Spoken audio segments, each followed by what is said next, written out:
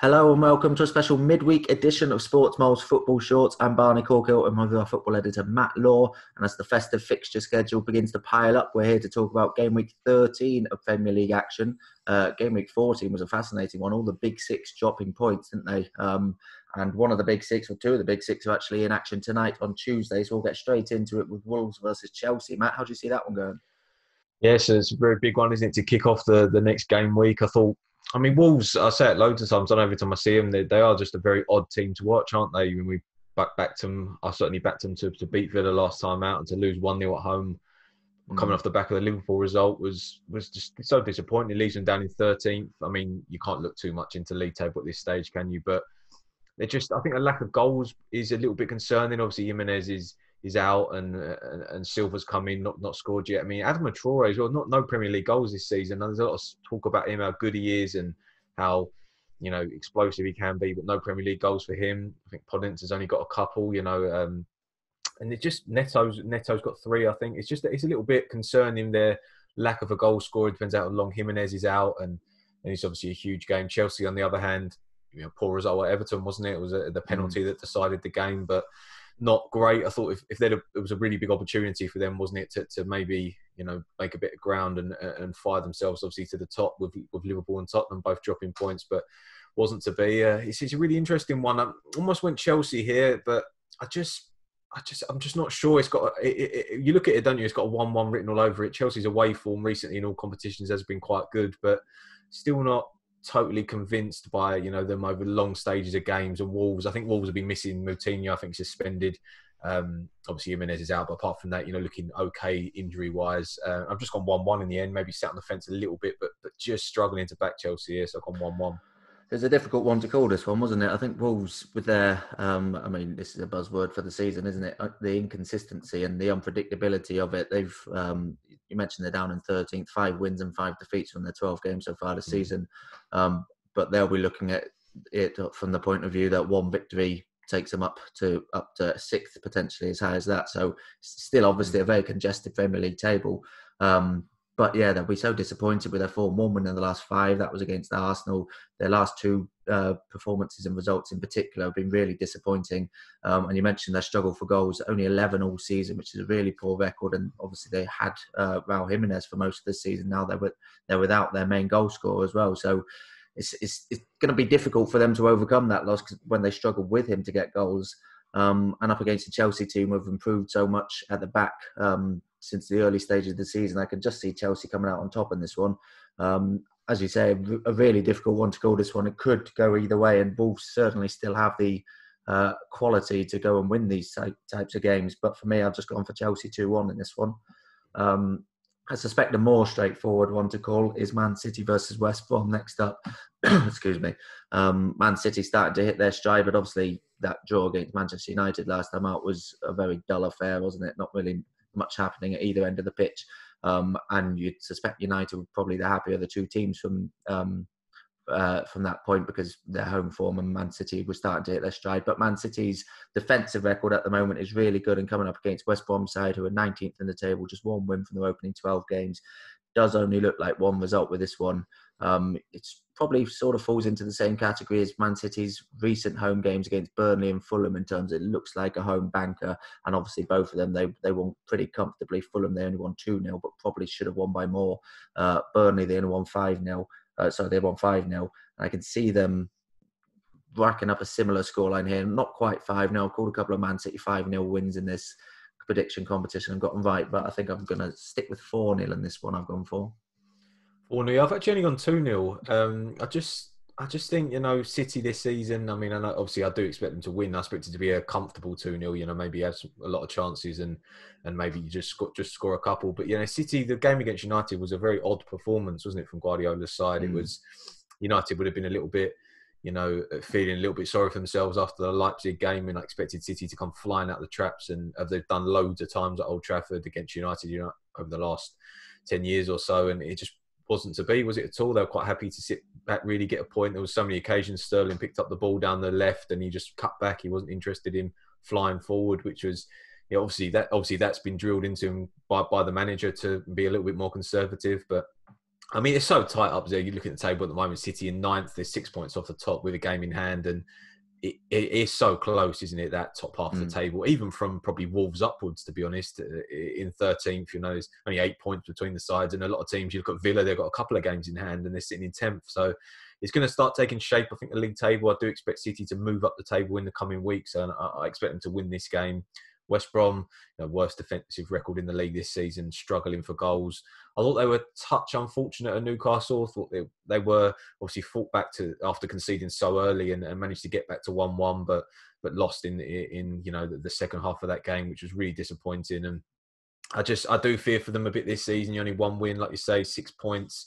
The gap to Burnley, I think the fact that Burnley and Fulham both picked up, really good results at the weekend is obviously really not ideal for West Brom, especially going into this game, which is going to be very tough. I think they've lost the last 14 against City in all competitions, which is, not ideal to say the least. And yeah, tough game. I can see where you're coming from. And I was sort of thinking when you were talking, shall I go maybe change it to 3? But I will stick with 2. And yeah, obviously I expect it to be comfortable either way, 2-0. Yeah, I think that West Brom defensive record, although they have tightened up, they haven't really been getting beaten by big scorelines, apart from obviously at home to Crystal Palace recently. They have tightened things up recently, but I can just see Man City enjoying themselves a bit. West Brom's away record is awful as well. So yeah, both going for a comfortable Man City wins, but me 4-0 or Matt 2-0 in that one. All right, Wednesday, 6 p.m. There's a bumper day of Wednesday action, isn't there? Loads of games on there. First up, it's Arsenal versus Southampton. And Arsenal are in a lot of trouble at the moment, aren't they? Mikel Arteta, the pressure is really on him. That defeat to Burnley was just a miserable game for them, wasn't it? And I think it's now 4 home defeats in a row. They can't even seem to get a goal, let alone a point at the moment. Southampton seem to be in stark contrast to that. They're in flying form at the moment. I think it's 1 defeat in the last 10 Premier League games, and even that one they'll be kicking themselves at losing because they had the 2-0 lead against Manchester United, up into 4th after Chelsea dropped points. They leapfrogged them up into the top 4. I mean, there's not going to be many occasions recently that Southampton have gone into a game against Arsenal as favourites, but I think probably they deserve that status in this game, don't they?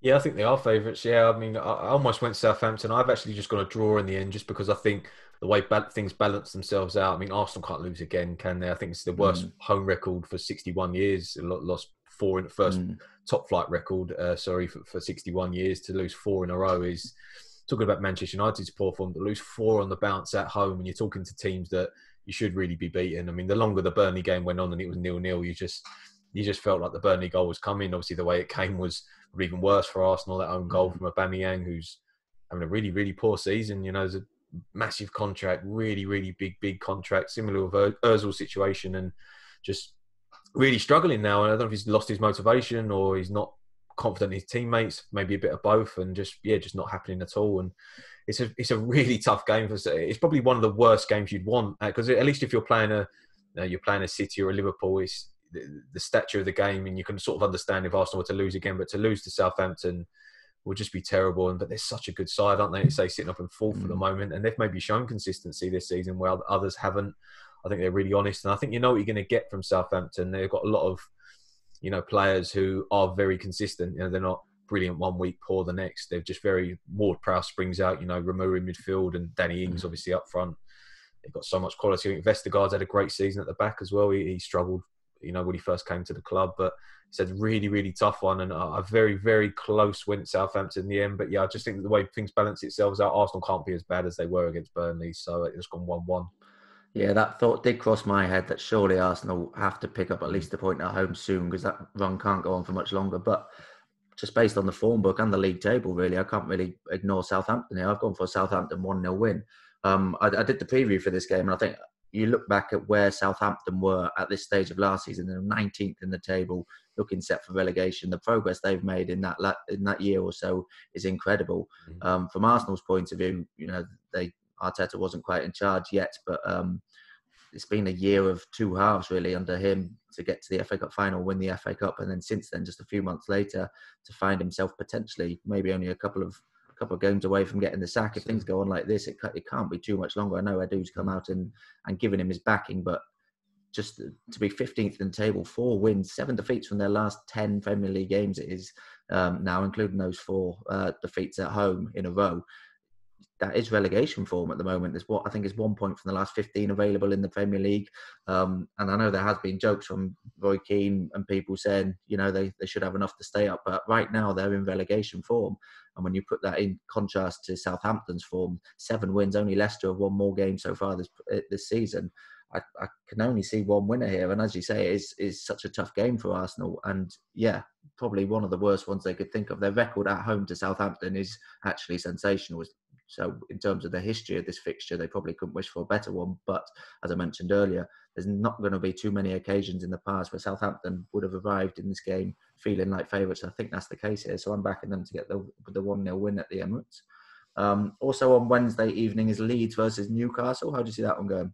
Yeah, this was a really tough one. This is the one I looked at. A lot of them stuck out for me of draws or wins. But this one I sort of was struggling with a touch. I mean, Leeds, it's probably a similar situation you've said with Arsenal before or City, before that you sort of think they might be doing a little better than they are before you actually look at their position in the table. I mean, they are. I mean, they have come up. Listen, they're 14th in the table at the moment. And it wasn't going to be, they're not going to be, I don't think they're going to finish in the top half this season. I don't think they'll go down. But if they were to finish around, 13th, 14th, I don't think that would be bad considering, because they need to consolidate at this level. They can't come back up and expect to finish, in and around, 7th, 8th. So it's going to be an interesting few weeks for Leeds. I think Newcastle, obviously they've had, the coronavirus problems, fitness problems. They've had quite a few injuries. And again, going into this game, there's still a few players that might not be available. Obviously, Callum Wilson's had a great start to the season for Newcastle. I think without him, they'd be sitting, because obviously they're sitting 12th at the moment, which is quite a good return. They've obviously got a game in hand on a lot of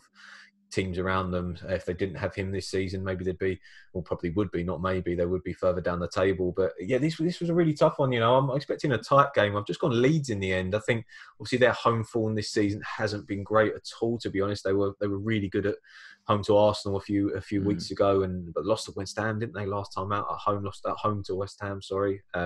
Newcastle big win over West Brom, but yeah, I just think, Leeds' injury situation is okay, apart from a couple of defensive ones still that they've still got unavailable. But apart from that, they're okay going into this game. So yeah, I've just gone 1-0 Leeds in the end, tight game. But tough one to predict, but Leeds just... Yeah, very difficult one to predict, this one. You mentioned Leeds home form. There's 2 points on the last 15 available, but bizarrely, those 2 points have come against Man City and Arsenal, whereas they've lost to Wolves, Leicester and West Ham. They've had a couple of really disappointing results recently. It's only 1 win in the last 6 Premier League games, and that includes 4-1 losses against Leicester and Crystal Palace, that home defeat against West Ham, and as well as West Ham are doing this season, that would be a match they're really disappointed to lose. And like you say, there is a perception that they're probably doing better than they actually are in the league table at the moment. And obviously, as we've mentioned, the league table is congested. A couple of wins will fire them right back up, and they are a newly promoted side. We shouldn't lose sight of that because they were impressive in the opening weeks of the season. They went toe-to-toe with the likes of Liverpool and Man City. They've still got the quality to win a lot of these games, but you can't really ignore the form book at the moment. Newcastle have won their last 2. Leeds have lost their last 2. So yeah, it was a difficult one to call, this one. I've gone for a 1-1 draw in the end. Also at 6 p.m, the third 6 p.m. game on Wednesday is Leicester versus Everton. I mentioned Leicester there, up to third now in the table. They've won more games than anyone else in the Premier League this season, having another superb season. 3-0 winners against Brighton, comfortably wrapped that up before half-time last time out at the weekend. But they come up against an Everton side who made a timely return to winning ways against Chelsea. Not many people expected that. How do you see this one going? Yes, it's one of those that stands out for hopefully an entertaining game. I mean, you mentioned Leicester. I mean, they actually lost a third of their league games this season, 4 defeats, which is a little bit surprising to be sitting where they are. But like you say, no draws at all. And you'd obviously be rather, winning more. If they'd have maybe a couple of those wins have been draws and the other way round, they'd be sitting further down. So you'd obviously rather put the wins on the board and have to suffer a few defeats in the process. But yeah, they're going to have another good season, Leicester. I think obviously disappointed finish to last season, but they will fancy their chances of being in around that top 4. Obviously, Europa League has been tied up. I think it's 3 wins on the bounce now, 3 really good performances. And yeah, they'll be feeling confident. I think Everton, though, the win over Chelsea was a really big moment, I think, for Carlo Ancelotti. There's been a little bit of the form recently has not been, lost at home to Leeds, only drew at Burnley, heading into that game. And I mean, it was a strange game against Chelsea, wasn't it? It was very, very tight. The margins were obviously a penalty decided it in the end. There was a few other, shouts in the game for maybe,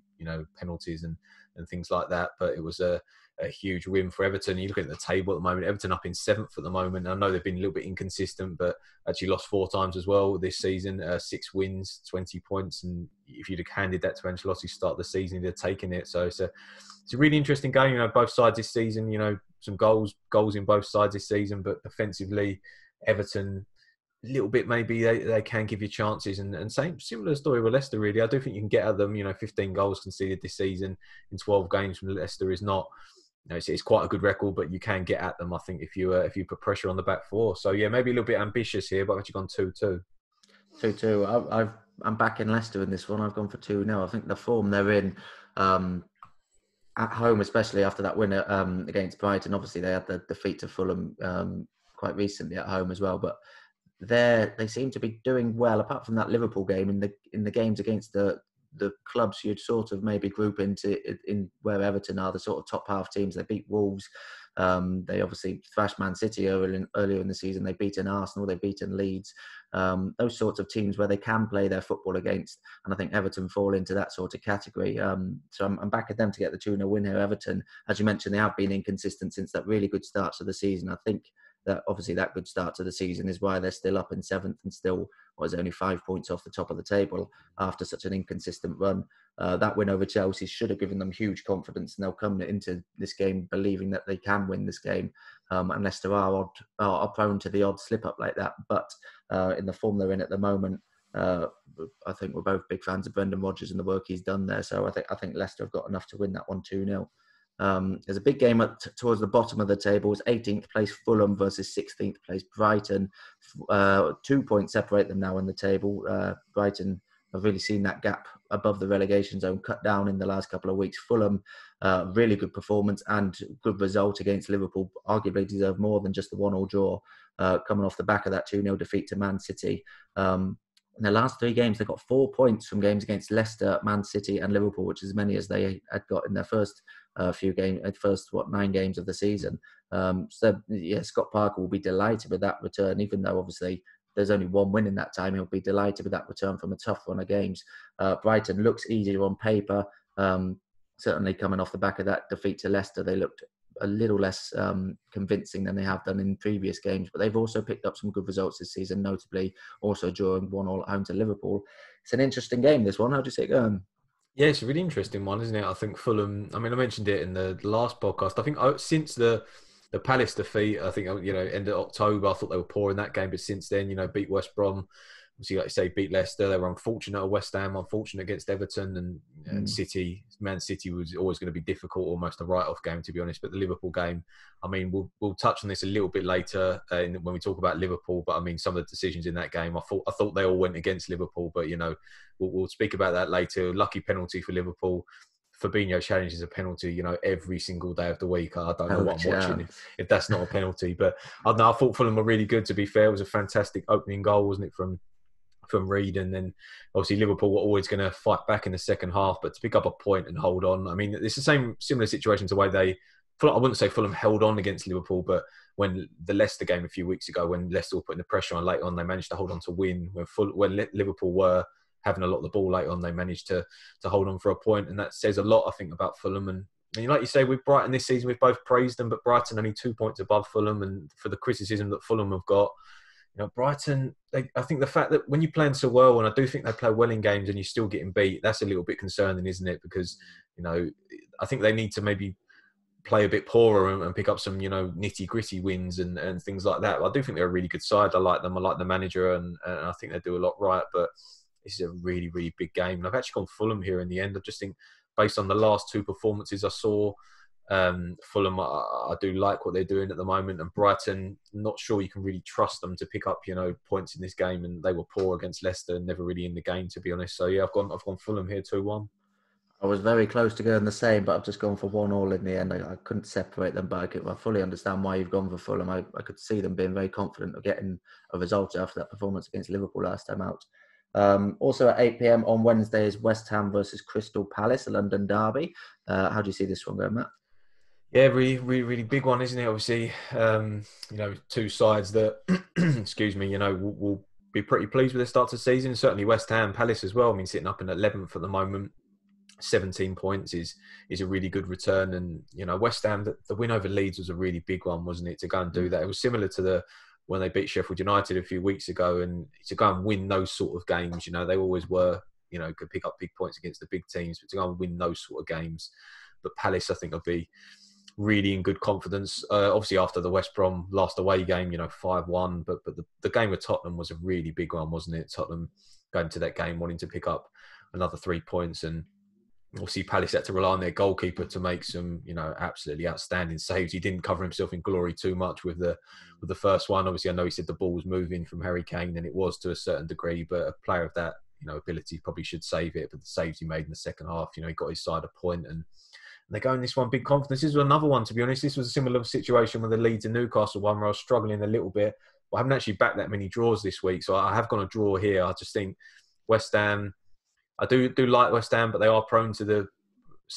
I'm not saying a draw would be a slip up, but they are prone to the slip ups at home, and to slip up against Palace and get a point would not be the end of the world, I don't think, for West Ham, for where they are in the table. Obviously sixth at the moment, and I don't think it'd be because Palace have showed some really good signs recently. So yeah, just sat on the fence a touch, but gone 1-1 here. Yeah, again, this is another one which I could see going either way, really, but I just can't ignore West Ham's form at the moment. 4 wins from the last 5 Premier League games. They'll be delighted with the start they've made to the season. They're scoring a decent amount of goals. They've won 6 of their 12 games this season, which is only 1 fewer than Tottenham and Liverpool at the top of the table. So they'll be delighted with their season so far, considering most probably would have expected them down towards the bottom of the table. Maybe not involved in a relegation battle, but certainly down towards the bottom of the table, judged on recent seasons. You've got to give David Moyes credit. He's done a really good job there so far this season. Crystal Palace, yeah, they've got the abilities to pick up good victories. Obviously, recently ones against Leeds and West Brom stand out as the really big wins they've got. But then they've got the ability to also fall to those defeats at Burnley, against Newcastle United at home as well. So they're a bit plagued by inconsistency as well. 5 wins, 5 defeats so far this season, 18-4, 17 against. You never know really what you're going to get from Palace. They're an improved team over the last 2 weeks since Wilfred Zaha's come back in, but I'm just backing West Ham to win this one because their form is so good at the moment. They'll be absolutely full of confidence coming off the back of that win at Leeds. Also on Wednesday is the standout game of the game week. It's Liverpool versus Tottenham. The top 2 going head to head. Liverpool obviously putting their sensational home form on the line against a team who look capable of damaging that home form. Technically, the form of Harry Kane and Son, the thought of them on the break, the thought of Mourinho sitting back and trying to catch them on the break like he does away to top 6 teams. Liverpool got to be really wary of this, and it's one of the biggest tests that home form will have taken in this time. Obviously, I know Man City have come and they've been absolutely flying, but Tottenham at the moment, they'll be absolutely full of confidence, and it's a fascinating contest. Absolutely identical record so far this season, identical form over the last 4 games, both picking up home wins but drawing away from home. Liverpool against Fulham were hugely disappointing, and they'll expect a much better performance this time around. Certainly the stature of the occasion should help them. Fans will be back in Anfield. I think it's the only midweek game with fans allowed back in now. Tier 3's come back to London. So that will give them a boost. And obviously they've got that home form, but Tottenham will come into this match believing they have the capability of coming away with something, perhaps even a win, certainly at least a draw. Obviously level on points, only goal difference separated on top of the table. So it promises to be a fascinating contest. And I can see, as I mentioned, I think Tottenham have got the tools to hurt Liverpool here, but it's just impossible to back against Liverpool when they've been in such good form at home. At Anfield, I think it's 65 games and now 31 wins from the last 32 off the top of my head, which is just incredible home form. So yeah, I'm struggling to back against Liverpool, but I've sat on the fence a bit with a 1-1 draw in this game. Yeah, I've actually gone 1-1. Before I actually say my prediction, I'm going to make one statement and I'm going to ask you 2 questions. The statement is, you've not backed Liverpool to lose since we started this last season, since we first started this podcast. 2 questions are, do you think the first one, the Fabinho challenge, was a penalty? And do you think Liverpool's penalty, do you think that was a penalty? Fabinho's was not a penalty. He got the ball. Certainly got the ball. It's a very good challenge. But he's come through the man. You can't go through the man. He hasn't. He's gone under the man's foot. He's gone under the man's foot and got the ball. And in, pre-VAR days, you wouldn't have looked twice at that, which is one of the reasons I've grown to hate VAR so much. The Liverpool penalty, if that got given against me, yeah, I'd be fuming. But by the letter of the law, it is a penalty. If that got given against Liverpool, I'd be angry that it is the law, but that is the law. Unfortunately, it's flicked off his hand and it's out of the silhouette. But as I've said before, that I think the handball law is a bit of a joke. So I wouldn't have liked to seen that given, but by the letter of the law, it was right to be given. Yeah, I think the second, like say, the Liverpool penalty, you could understand by the rules. I just think the angle of the challenge, I think, to go, some angles it looked like he went through him, some angles it looked like he went under him. It was certainly a debatable moment in that game and sort of kills the thing that Liverpool get every decision against them. But I mean, it was still not a good result, was it, for Liverpool at all, to be honest? No. I mean, it's still very early in the season, but to draw Fulham, with respect to Fulham, is not what Liverpool would have been looking for. I think the saving grace is that Tottenham also dropped points. Probably a slightly tougher game against Palace. But, I mean, the league title is not going to be, won or lost in this game. It's not going to be the end of the world if someone loses this, just because it's so tight. There's so many games to play. But, yeah, I think Tottenham, like you mentioned, I just think they've got the real tools to harm Liverpool, who are still missing, a lot of key players. Obviously, Diego Jota being out as well doesn't give them that, top-class option off the bench in the final third. And Kane, Son, I just think they're, it's going to be Tottenham are not going to go there and open up, are they? We've seen it enough in Mourinho's Manchester United days. I mean, I remember that famous, 0-0 against Liverpool. It was almost, a back, you called it a back seven almost for United in that game. Ashley Young, Valencia as wing backs / extra fullbacks in a back six, back seven with a midfielder dropping in. So it's going to be I don't know if it's going to be a fantastic spectacle in terms of, football. Liverpool are going to have a lot of the ball. But for me, if Liverpool had Thiago in this game, I would really fancy them. It's just the way, because he can do things that others can't he? The way he moves the ball, quick passes, take the ball on the half turn, do it quickly. They really missed him against Fulham. I thought he was, more so than Van Dijk and players like that. So he's a huge miss. And if he was playing for Liverpool, I'd be backing Liverpool here. But under those circumstances, I just think a 1-1 draw. Yeah, I don't think either manager be too disappointed. I mean, Liverpool go to Palace after this game, which is going to be a really tough one. But if they win that, they then have a couple of nice ones against West Brom and Newcastle. So Liverpool could go on a little run. Could work the other way, though. Tottenham obviously looking to pick up some points, and Tottenham play Leicester in their next game. So it's a really big one. But yes, it's similar with you. I'm struggling to pick a winner. So I've just gone to draw 1-1. Yeah, as you say, the title's not going to be won or lost in this game, and one defeat for either side isn't going to be, too damaging. But there's the danger it then could spark a run, and how tight the table is. A couple of defeats in a row, suddenly you could find yourself down outside the top four even. So it's a huge game for them, and it's obviously a big test of Tottenham's title credentials as well. So probably the biggest test yet. If they can come away from Anfield with a victory, it's hard to ignore them as proper title contenders this season. And they boast the best defensive record. Liverpool boast the best attacking record. So it promises to be a really good game. But neither Matt or I can pick a winner there. 1-1 we've both gone for. Okay, there's 2 games on Thursday. There's Aston Villa versus Burnley to start off. Burnley coming into it off the back of that massive victory against Arsenal for them. Obviously, a lot of talk has surrounded Arsenal after that game and the disappointing manner of their defeat. But for Burnley, it shouldn't be underestimated how big a win that was for them. Only the second win of the season. Their first in a long, long time away to Arsenal, or even against Arsenal, home or away, I think so. Aston Villa also coming into it off the back of a good away 1-0 win against Wolverhampton Wanderers. How do you see this one going? Yes, I mean Villa this season they can be very good, can't they? I mean, I mentioned it a few minutes ago. They actually got 2 games in hand on a lot of teams above them. They're 18 points from 10 games, 6 wins this season. 6 wins, the same as Chelsea. Same as United, more than Man City this season. So it's been an excellent start for Villa, and I think that's going to be their season. I think they're going to lose a lot of games. I think they're going to win a lot of games, and if they can do that, they're going to find themselves, sitting around mid-table. And if you could finish around, 10th, 11th, I think it'd be an excellent season for Villa, because you can see them building again next season. They're not afraid to, spend a bit of money, and I think they could do that again next season, and hopefully, in their eyes, push higher up the table, to become potentially, a Europa League side or a challenger for the Europa League in the future, which would be fantastic for them. Burnley, like you mentioned, I mean, I wasn't sure. The reason why I think it was even worse for Arsenal was because I watched Burnley quite a lot this season, and they have been quite poor in a lot of the games I've seen. And to go and win at Arsenal maybe says a little bit oh, it says a lot about Arsenal, but you do need to give Burnley credit. I thought they defended excellently. Tarkowski, I thought, was excellent at the back, and he's obviously been linked with a move away from it in the summer. And if they'd have lost him, I think they'd have been really struggling this season, because he was excellent during that period of the game.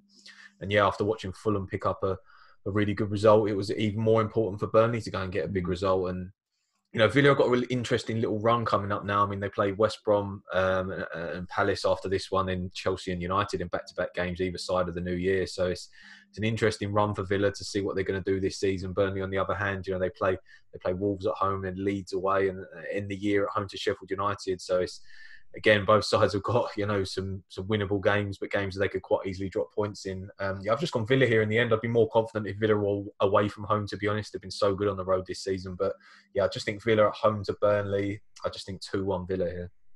Yeah, I went back and forth on this one. I've also gone for Villa. I've just gone for 1-0. I think Burnley's, their lack of goals away from home is a concern. Obviously, their only goal in the last 4 away games was that own goal from Aubameyang. So they're really struggling to score on the road. They're not getting beaten by much, the Man City game aside, but it's hard to see Villa doing what Man City did to Burnley, obviously, despite Villa being capable, as they've shown, of scoring goals this season.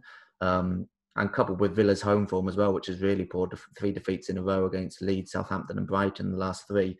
It's really disappointing. So I can see this being a tight game, and I wouldn't be surprised to see Burnley get something out of it, potentially a draw. But I have just gone for Aston Villa in the end, a narrow 1-0 victory for them to back up that win against Wolves. Okay, capping off the game week is Sheffield United versus Manchester United. Man United picked up that draw against Man City at the weekend to bounce back from their Champions League exit.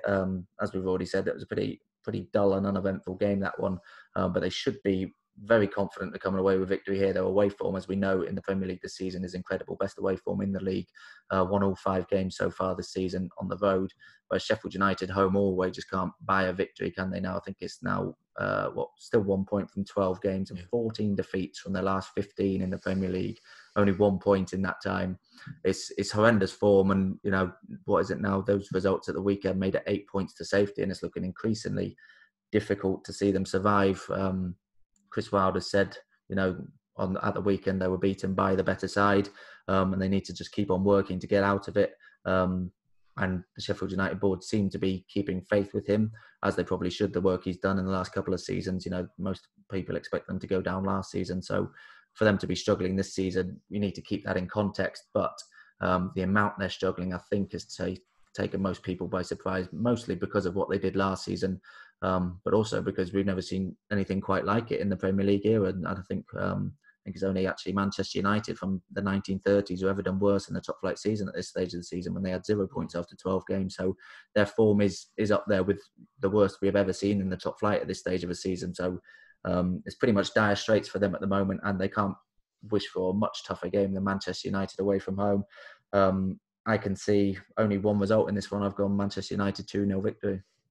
Yeah, I've gone 2-0 as well, United in this game. Sheffield United this season just been so disappointing. You do feel like there's a big performance in them, and speaking from a Manchester United fan's point of view, I just got a horrible feeling there's going to be a really big performance from them. I hope it's not this week on Thursday. Sorry, I hope it isn't, because I do feel like they've still got a lot of good players. I mean, they're missing Jack O'Connell at the back, who's really big miss for them this season.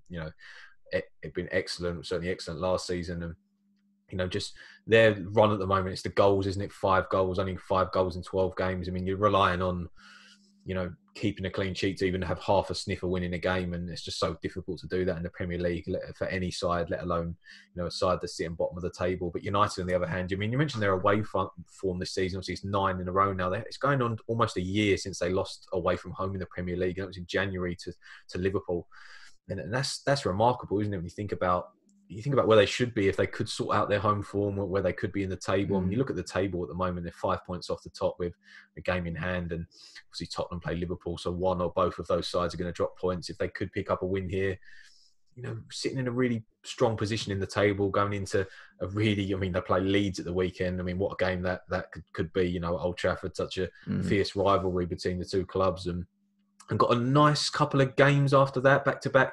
Home, they play Leicester on Boxing Day, which is tough, but then in the year against Wolves and Villa at home, and obviously they're dangerous games. But I mean, you mentioned their home form this season's not been great, but they'll fancy their chances of doing it. And, if United could end the year, in and around the top 4, hand them confidence. Obviously, the Champions League was a huge disappointment.